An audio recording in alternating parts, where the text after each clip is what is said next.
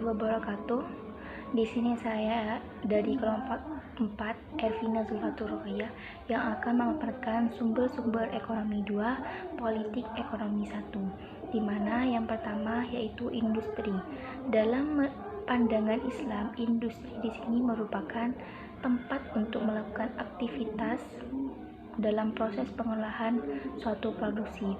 Nah, biasanya industri di sini berkaitan dengan apa yang kita produksikan. Jadi pada dasarnya industri di sini merupakan tempat untuk mengelola sebuah usaha baik berupa barang maupun jasa sehingga akhirnya dapat mendatangkan sebuah keuntungan bagi yang menjalankannya. Di sini terdapat 7 klasifikasi industri yang dikutip oleh Muhammad Fakih Mulisin. Akan tetapi saya akan memaparkan 3 klasifikasi industri saja.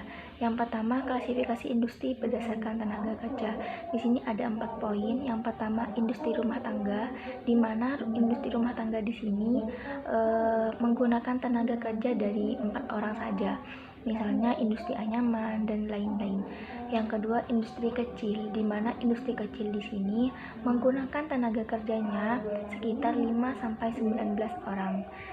Yang ketiga, industri sedang, di mana industri sedang di sini menggunakan tenaga kerjanya sekitar 20-99 orang, misalnya industri konveksi, industri bordir. Yang terakhir, industri besar, di mana pada industri besar di sini menggunakan tenaga kerjanya sekitar 100 orang lebih. Yang kedua, klasifikasi industri berdasarkan barang yang dihasilkan. Di sini terdapat 2 poin. Yang pertama, industri berat, di mana dalam industri berat di sini yang bisa menghasilkan seperti mesin-mesin atau alat produksi yang lainnya.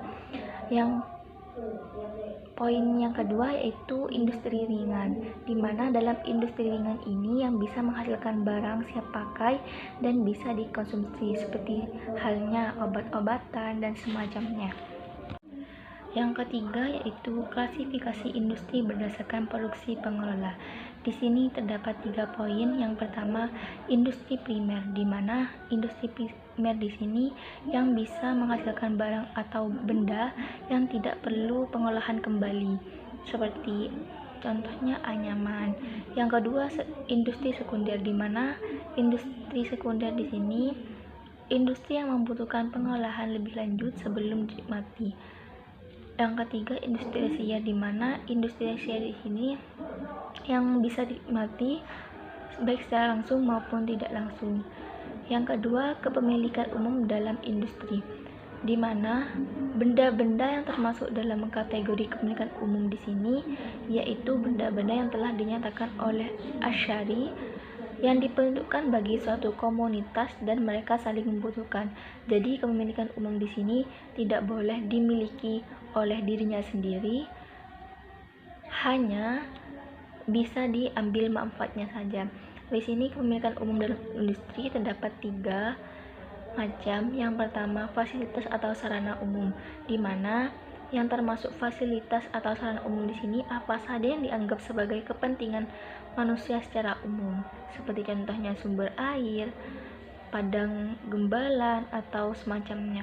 Di sini terdapat sabda Rasulullah SAW, kaum muslimin berserikat dalam 3 hal, yaitu air, padang gembalan, dan api.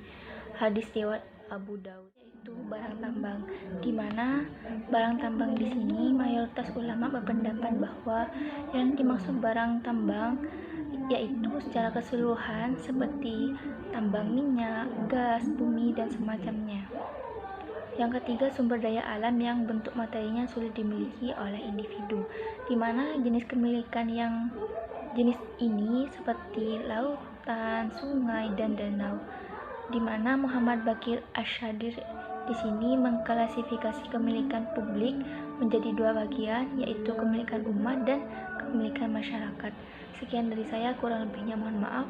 Wassalamualaikum warahmatullahi wabarakatuh.